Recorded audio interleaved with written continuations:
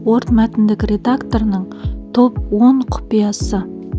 Егер де Word редакторында тез жазып үйренгіңіз келсе, осы видеоны соңына дейін қараңыз. Бірінші, егер де бізге құжатымыздағы мәтінді белгілеу керек болса, толықтай белгілеу керек болса, онда біз Ctrl-A батырмасын басқан кезде бізде құжатымыздағы мәтін толығымен белгіленеді. Енді осы мәтінді көшіріп алу үшін Ctrl-C батырмасын басқан кезде бізде көшіріледі. Енді осы көшірілген мәліметімізді қалаған жерімізге қою үшін Ctrl-V батырмасын басқан кезде бізде мәтініміз толығымен көшіріледі. Ал егер де жасаған әрекетімізді болдырмау үшін Ctrl-Z батырмасын басқан кезде жасаған әрекетіміз артқа қайтады. Мысалыға, міне тақпағымызды артқа өшіру. Міне.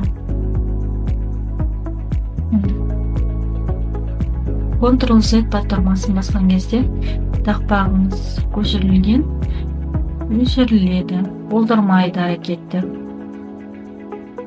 Егер де бізге құжаттағы бір абзацты немесе бір ғана тақпақты көшіру, белгілеу немесе көшіру керек болса, біз тақпаққа меңзерді алып барып, курсорды 2 рет басқан кезде бізде тақпағымыз белгіленеді. Егер де біз бір ғана рет басатын болса, онда бізге бір сөйлем белгіленеді. Егер де бізге жаңа бет ашу керек болса, Ctrl және Enter батырмасын басқан кезде бізде жаңа бет ашылады.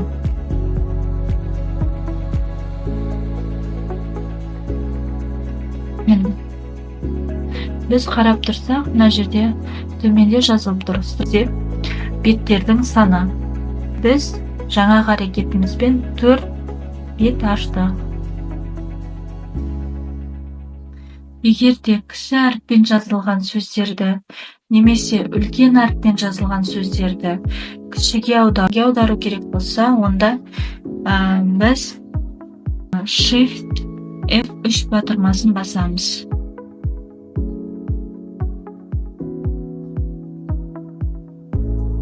Белгілеп аламыз. Мына.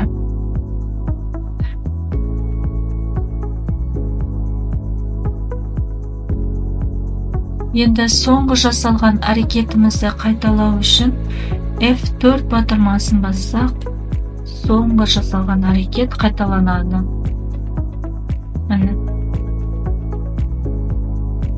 Мына. Қарап тұрсаңыз, жоғарыдағы сөздерді үлкен әріпке аударған болатынмын. Енді астындағы сөздерді F4 арқылы қайта үлкен әріппен ауыстырдым. Ал енді бізге ай, күн, жыл мезгілін тез белгілеу үшін бізге Shift-Alt D батырмасын басқан кезде бізде ай, күн, жыл белгіленеді. Бұл бізде ағылшынша күн белгілеуі. Ал егер бізге қазақша керек болса, немесе орысша, онда біз мына жерде тілімізді ауыстырғанда біздің күніміз қазақша вариантта шығады.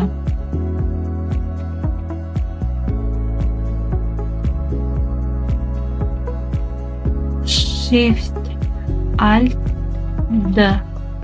Міне. 30 қаңтар 2025 жыл. Енді орыс тіліне аударып көрейік. Shift-Alt-D батырмасы. Міне. 3 вариантты көрсеттім.